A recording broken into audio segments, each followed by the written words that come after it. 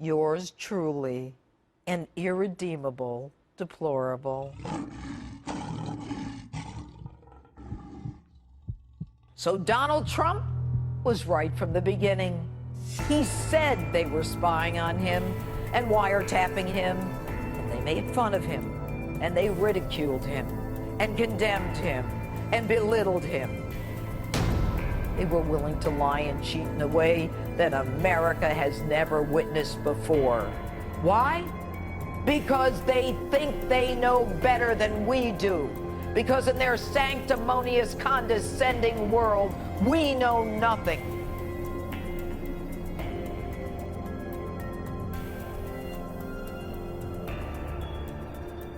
It was everything we said it was, and everything they said it was not. We now have confirmation, corroboration, that the deep state exists, that it worked to spy on and frame a presidential candidate and plant the seed for his overthrow in the ugliest, most corrupt attempted political coup in U.S. history. That it occurred at all is stunning, but that it was manipulated to take down a president and remove him from office almost as soon as we put him there, essentially overthrowing a government, is an outrage that demands the most severe consequence our criminal justice system has to offer. Now, you put this together with the Russia collusion and Nancy this week saying... It's been going on for 22 months, okay?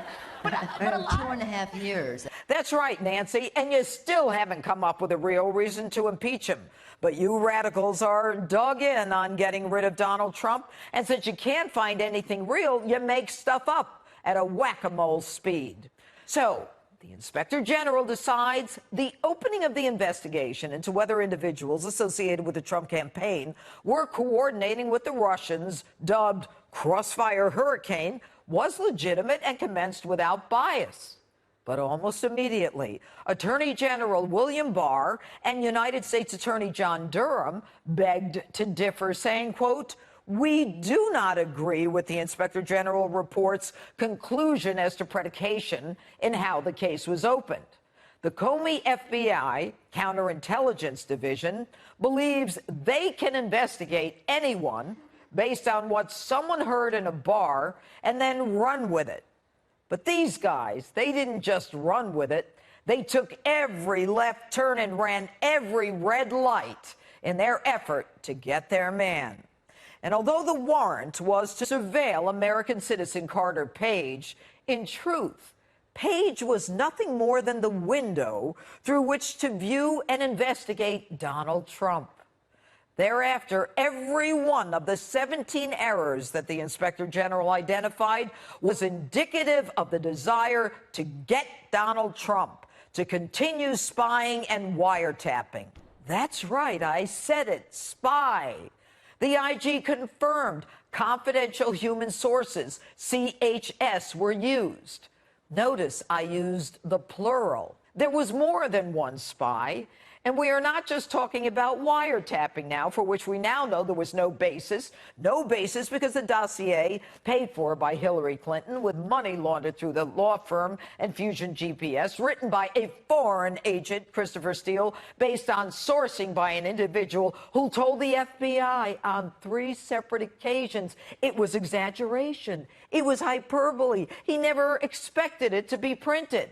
But when we talk about human sources, we're talking about spies who are actually walking among the Trump campaign and recording in that campaign, including a high-level official in the Trump campaign.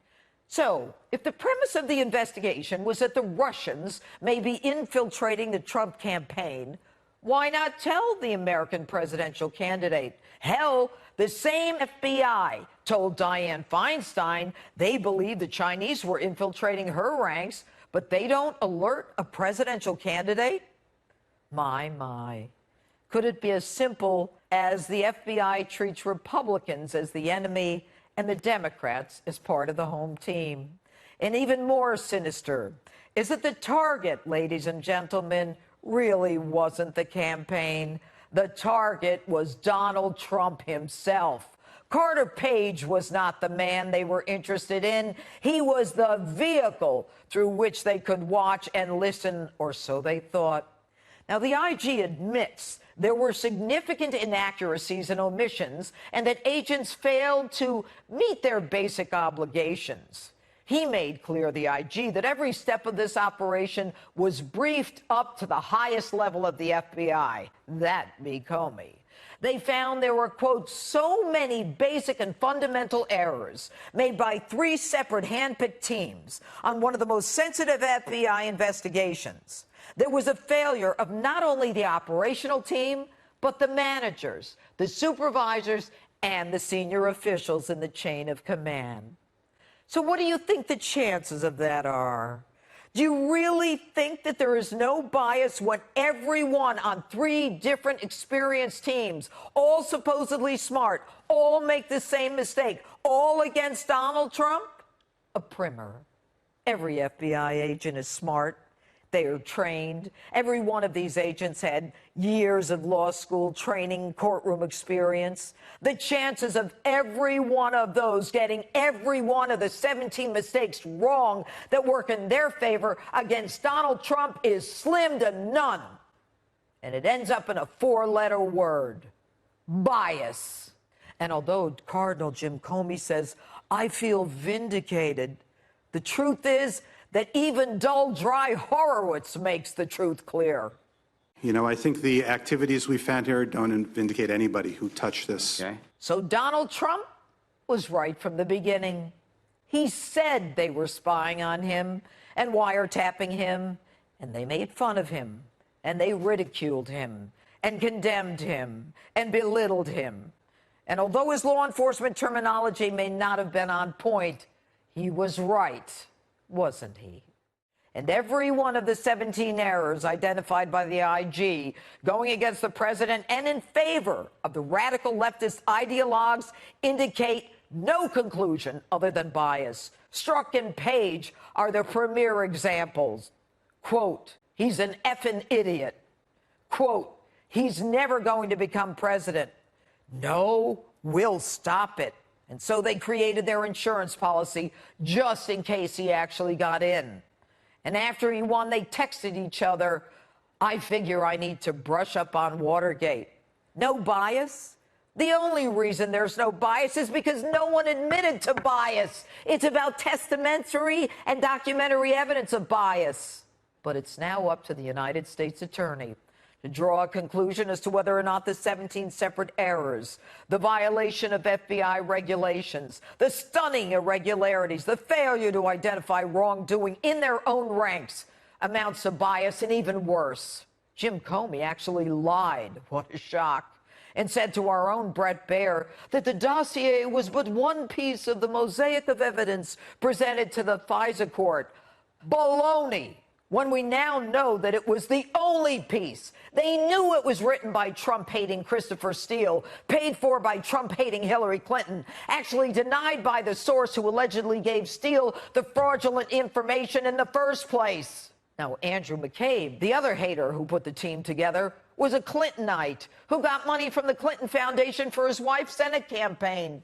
He's been referred for criminal prosecution himself, separate and apart from this. Jim Comey was the United States Attorney in the Southern District investigating the Clinton Foundation that ended with nothing. Shock.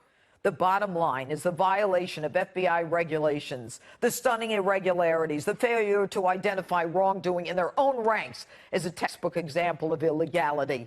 You have to be pretty damn coordinated, smart, conspiratorial, and razor precise for absolutely everyone to be on that same illegal page.